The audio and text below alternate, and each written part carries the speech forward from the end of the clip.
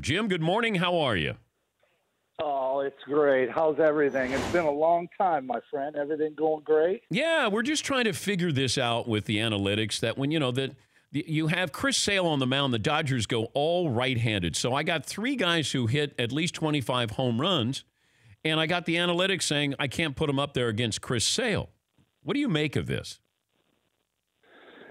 Well, look, I think the analytics have been a big part of where I think we've become, where we're heading forward, and it's about numbers. By the way, I would send Gibby up there, just so you know. Okay. I would have sent Gibby up with, as they did, as Tommy Lasorda did at the time. But the analytics are interesting because I also work with the White Sox, and there's a lot of information being put out there. And I think I do believe that some of it is good, and I do believe that you have to go off of wisdom too, time and history and just being around the game. And as you said a minute, I was listening in, the gut feeling. And I think what made all of those managers great is that they had those gut feelings. They had, they maybe said, okay, Kirk Gibson can hit that backdoor slider, even though he is hurt. Eckersley didn't throw hard, but maybe at that moment he could have done that. Granted, he was hurt, but he could still get to that wraparound slider that Eckersley threw, and he did, which, that's why I respect the guys that do have the gut feeling. But all those analytical guys that bring the information down and they put it in front of you, I think there is value to that as well. But would you be sitting out last night's game in your prime if you're facing Clayton Kershaw or Chris Sale because it's lefty on lefty?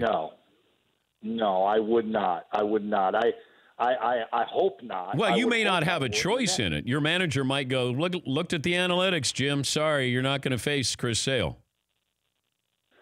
Well, that would have been a bummer, I'll be honest. And Chris Sale, look, Chris Sale is a dominant left-hander, and there were those guys in our time, Dan, that like the Randy Johnsons.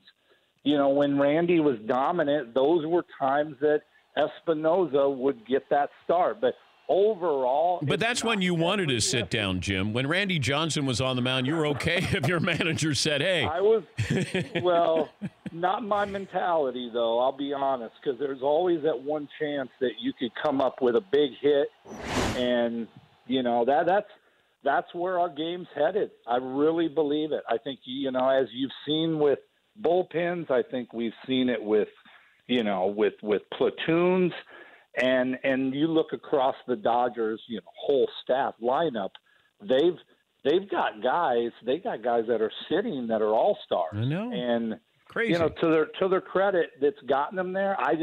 I like the old traditional way. I think you know that. For more Dan Patrick Show, tune to Audience Channel 239 on DirecTV or download the Dan Patrick Show app.